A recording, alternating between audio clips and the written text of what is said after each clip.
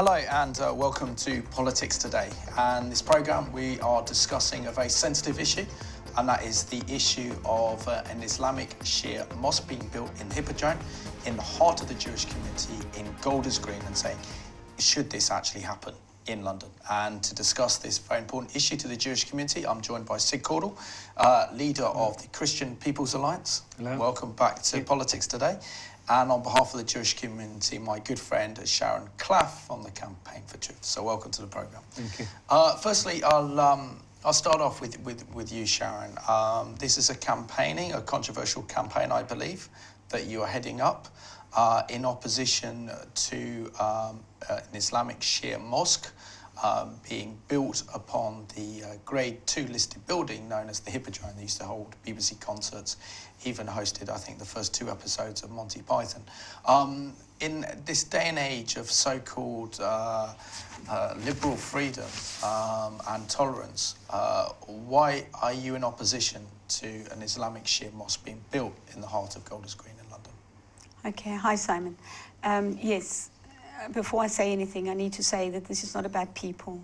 This is not about Muslims, and it's not about the people who take part on the ground. There's nothing racist about this. There's nothing Islamophobic about this. To understand the issue and why we're opposing the establishment of this Islamic centre or mosque, as they write about it, is to understand the nature of Golders Green to start with. The demography of Golders Green, the geography of Golders Green. It's really important to know that Golders Green is a cross-section. It's a big intersection. It's a conservation area. It has the historic clock tower that everybody knows Golders Green by its clock tower.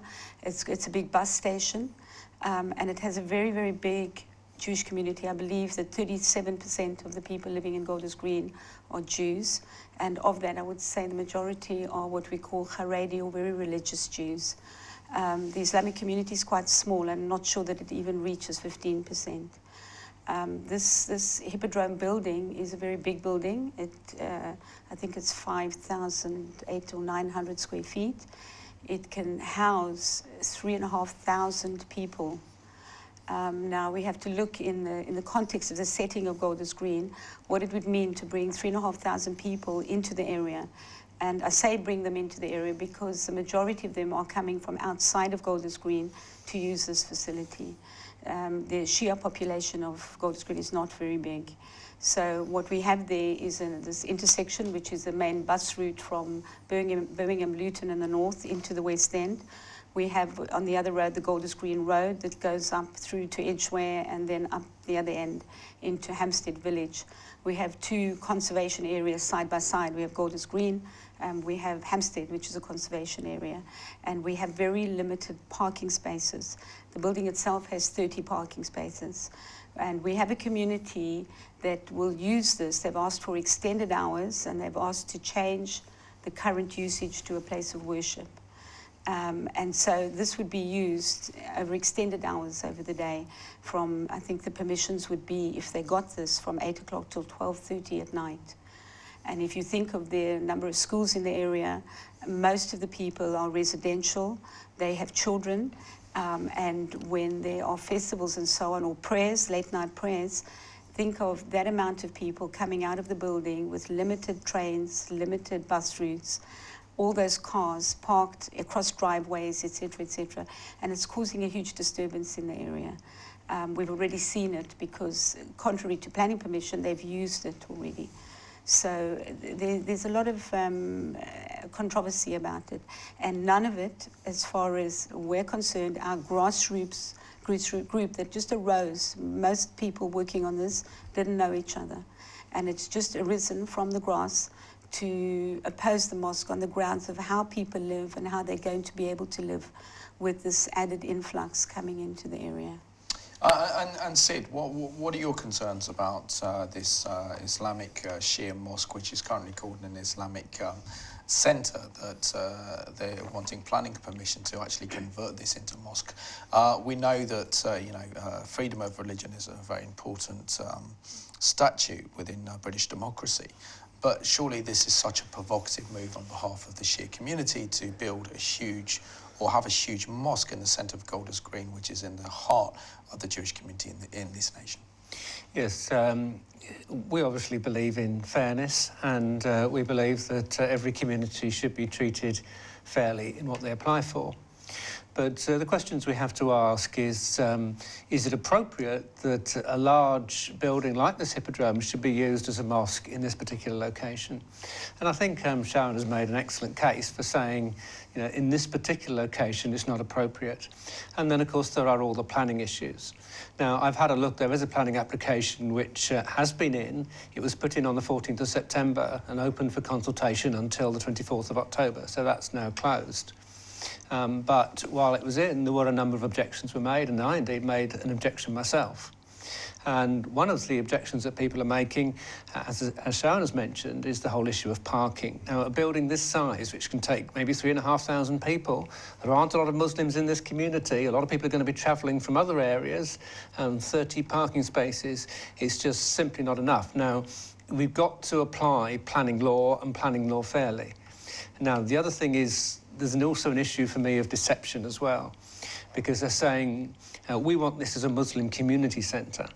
But at the same time, they're saying we want extended hours to have it open until 12:30. Why do they want extended hours to 12:30 for a community centre?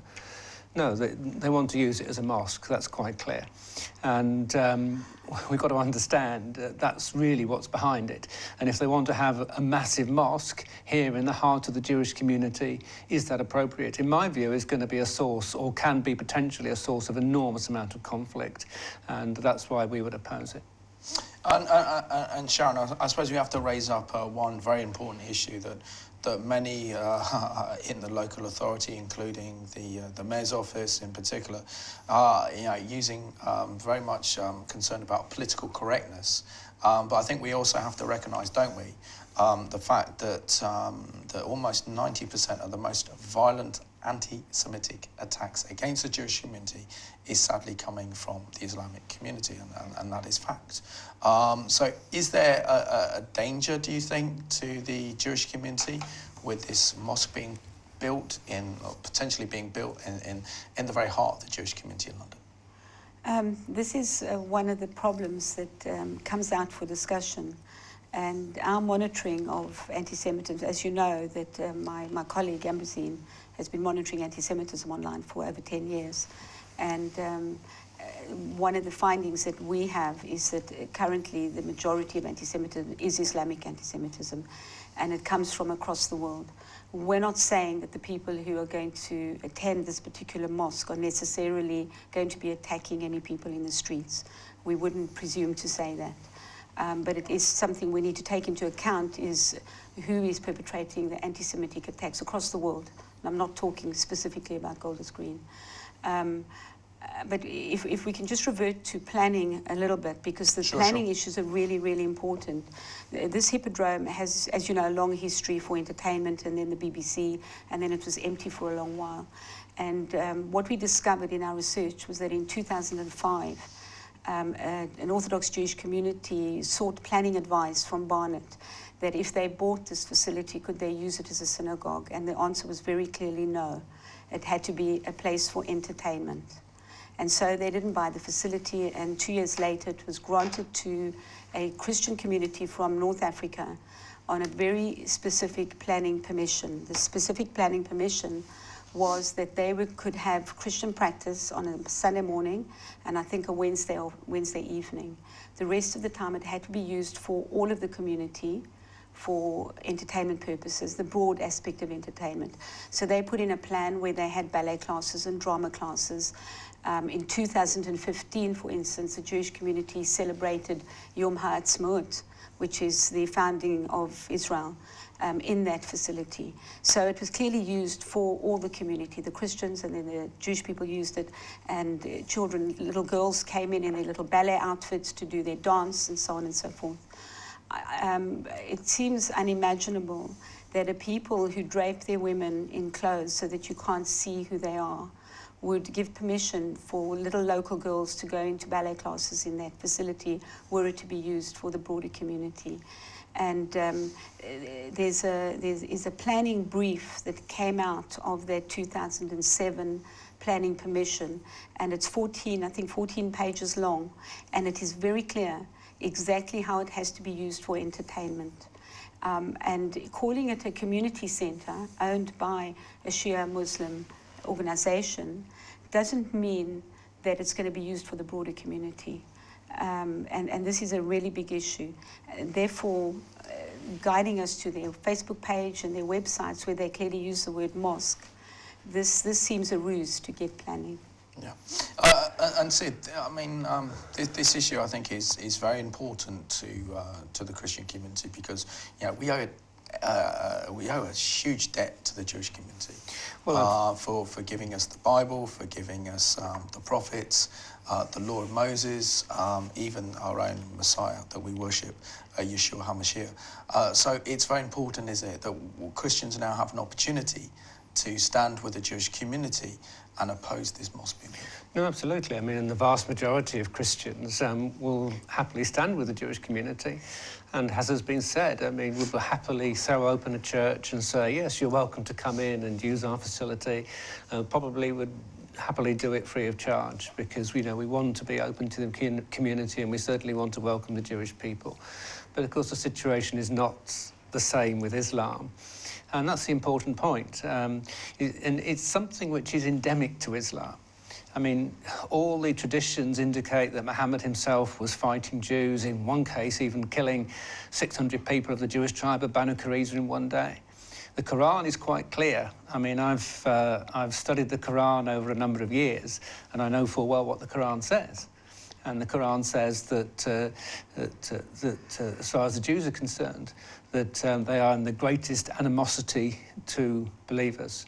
And twice in the Quran, it says that the Jews are cursed. It says that Allah has made of them cattle and that they're cursed. They're cursed and they've gone astray. And that's in 447, in 559, in 582. It says greatest in animosity to the believers of the Jews. Now, it's something which is endemic, so it's not something which is just, oh, I've got some Muslim friends. Yeah, I mean, there's an awful lot of lovely Muslim people out there. But as far as the heart of the core of the community is concerned, and the fundamentals of the belief, the fundamentals of Islam are in contrast to Judaism. That is reality.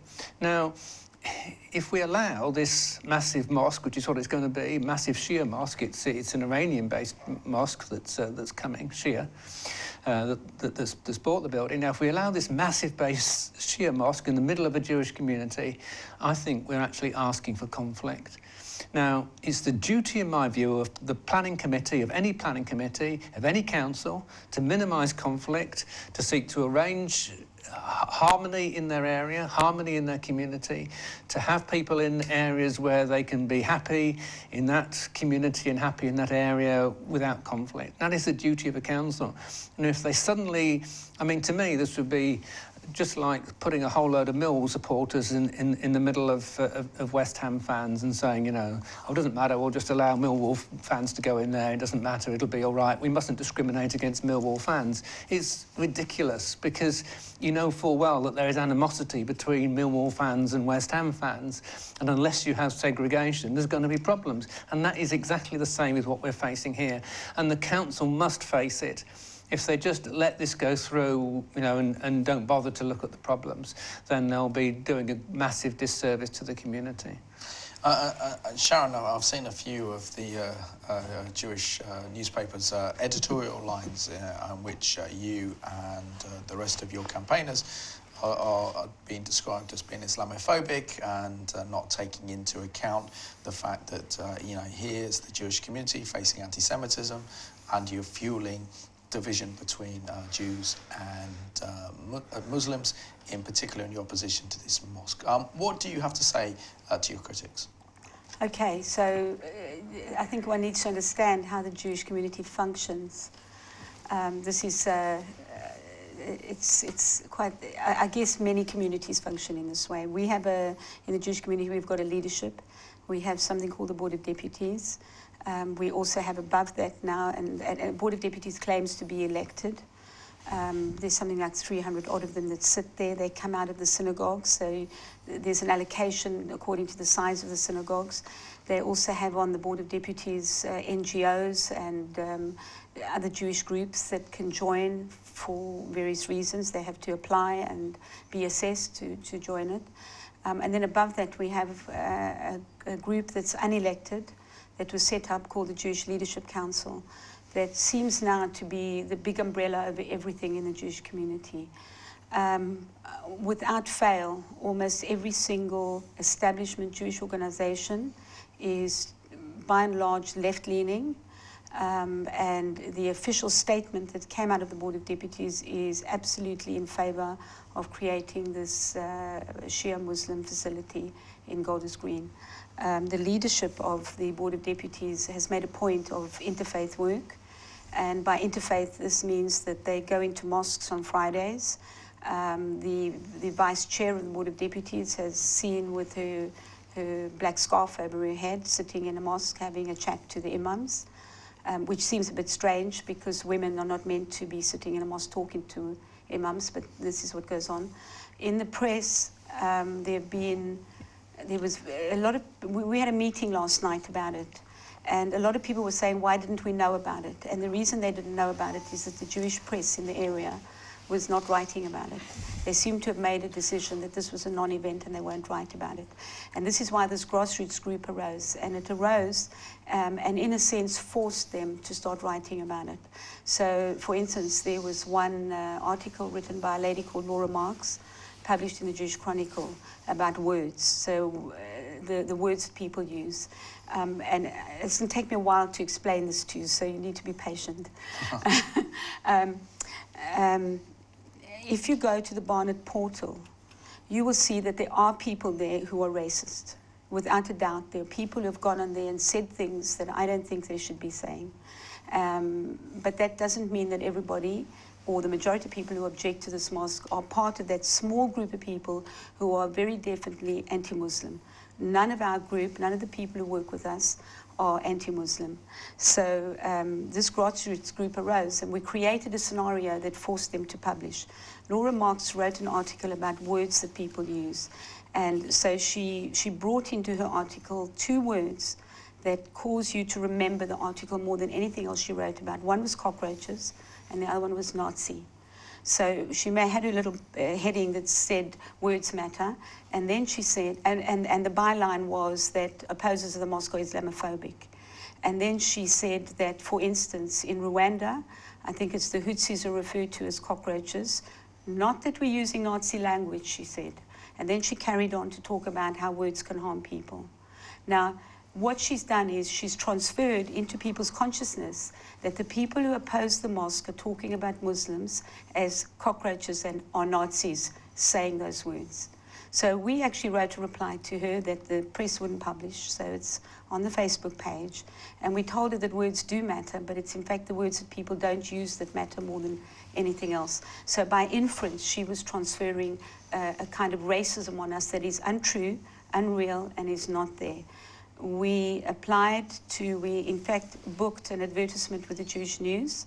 They gave us the strip on the bottom, which was ideal for our public meeting. The public meeting in conjunction with the Christian Church, with the local Sikhs for Israel community, and across the board, interfaith, real interfaith stuff. And we paid for it, or one of our donors paid for it. And the next thing, they pulled the advert. They said they wouldn't place it, and they accused us of being Islamophobic. So without coming to hear us, without giving us the respect of hearing what people have to say, they have drawn a conclusion. This is the ultimate judgment that goes against Judaism. You do not make judgment on people in that way. So, you know, yes, the media, and I guess following the meeting last night, I guess the headlines on Thursday when the papers come out are going to be very interesting to see. Yeah. And Sid, I think we need to open up a kind of wider question in the context of discussing about this Islamic Shia Mosque being built in the heart of the Jewish community in Golders Green.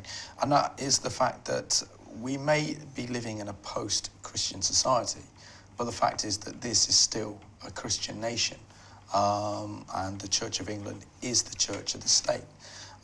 Isn't this an indication whereby, however much we agree with religious tolerance and freedom of worship and freedom of faith.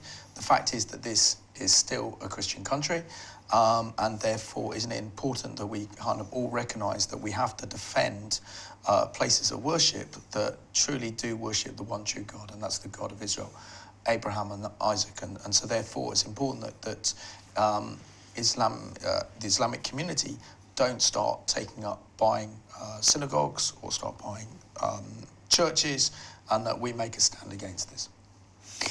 Well, ultimately, what we believe in is fairness. What we stand for is fairness. We're not saying we think Christianity should have a privileged position. We're saying that all religions should be treated reasonably and fairly. But you see, what we're looking at here is not a community that needs a mosque, because they've got nowhere to meet and their existing facility is not big enough, so they need somewhere bigger to move in. That's not what we're talking about at all. We're talking about a facility which a section of the Muslim community want to use as a London-wide centre where people are going to be travelling from all over London to use this facility. And they want to place it right in the middle of a community that is a community which endemically they oppose the values of. Now, that is the reality of the situation. And in that situation, what we should be saying is not here. Now, as far as Christianity in general is concerned, absolutely, the Christians will support the Jewish community, and Christian values are important. But we believe fundamentally in open debate.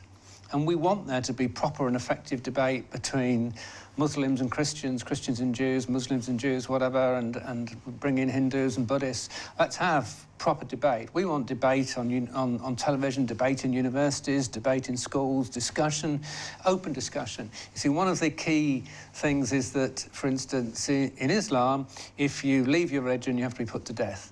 So if you're born a Muslim, you have to stay a Muslim or your life's in danger. Now, it's that sort of thing which obviously we would strongly oppose. We want, as a Christian country, we believe there should be freedom of belief, freedom of worship, and freedom for people to debate openly.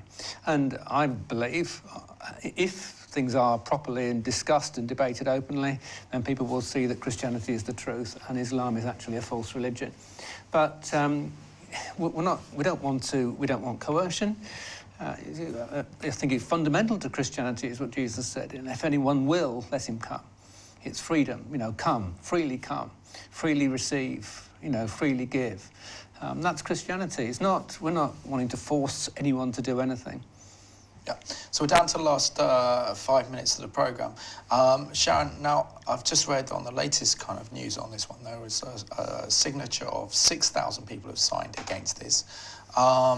For example, many of our viewers touched by this programme, they want to stand with you because you do great work, and it's important to stand with you against this opposition, against this Shia Mosque being built. And let's not forget that, in Iran, the supreme leader of Iran, the Ayatollah Khomeini, has called for the destruction of the State of Israel. Previous Iranian presidents have as well.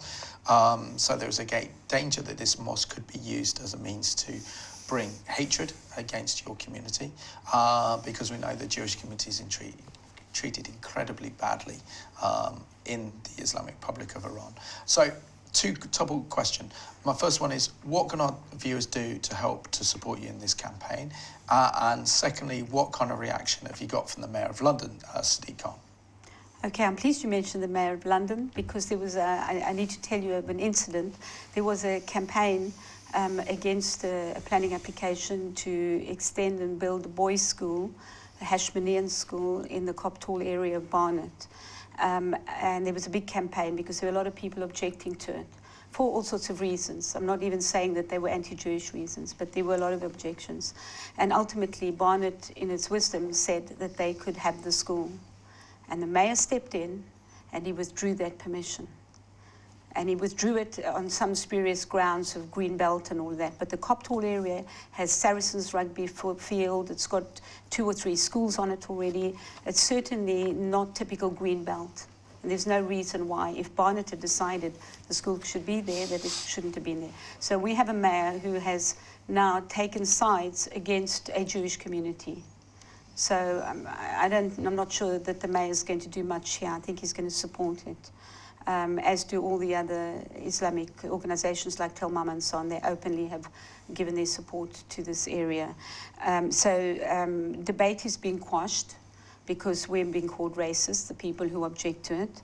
Our view is that the conservation area of Golders Green is currently under consultation for rebuilding, that giving a unilateral decision on a building like this that is so prominent in Golders Green, to give it a permission that's going to have an effect long-term on the area for 20, 30, 40, probably 50 years ahead, is foolhardy, that the council has a duty to look at the broader area of the two conservation areas together, and that this building should be bundled in with the Golders Green consultation and be made available to all communities, not as a synagogue, not as a church, and not as a mosque. It should be there for everybody. Let's not forget that in those three religions, we're leaving out the Hindus and the Sikhs and the Baha'is and the secularists and the humanists and so on. This should be a civic building for everybody in the area. If you want to help us, please contact us. You can contact us on Hippodrome, that's hippodromegg@gmail.com. Thank you. And Sid, it's great that you are leading your support to Sharon and her group Campaign for Truth. How important is it that Christians really do stand with leading figures in the Jewish community like Sharon? Okay, well, we are absolutely already standing with them. I myself have submitted an objection to this planning application. Unfortunately, the period for objecting to it closed on the 24th of October, but it doesn't matter. There's going to be planning meetings taking place. They will still consider petitions. There will be plenty for people to do. The campaign is not over. And we'll absolutely 100% give our support to Sharon and what she's doing. And we want all Christians to come on board and say, yeah, we're behind you on this one. Thank you for that, Sid. I just want to say one thing, that the planning lawyer who is helping us on this has said, although there's a closing date, he said that the councillors have a duty to look at every submission right up until the date of decision. So don't stop sending in your submissions, don't stop sending in your petitions, even though the official date has passed. Carry on, make sure you say your word. Sharon and Sid, I just want to thank you so much for joining me today on Politics Today. And I just want to thank you for watching today's programme. This matters because the Jewish community matter, and the fact is that the Islamic Shia community want to build a mega mosque in the heart of the Jewish community is not only offensive, but it's something that we shouldn't tolerate. So let's pray and let's stand with Sharon and her friends. So thank you for watching today's Politics Today.